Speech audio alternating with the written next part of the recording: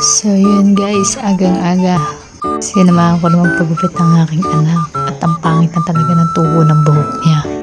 Minsan naiinis ako sa nagugupit sa akin kasi hindi ayos ang gupit. Ibarang pa yung bangs. Ang pangit! Ang laki na ng pinagbago yan. Ang bait niya ng gupitan. Hindi kagaya dati, sobrang likot niya. Nakikiliti kasi siya sa mga gunting at sa razor. Minsan nakakatakot ng gupitan niya pag nagalaw siya kasi baka magupit yung tenga niya. Lagot tayo pag nagupit ang tenga niyan sa pogi na iyan. Ay, shit! Ay magagarutin ng kanyang ama pag uwi. Hahaha, charot. Eh, seryoso na yan magpagupit eh. Binata na kasi yan eh. Ay siya, hanggang dito na lang. Babush!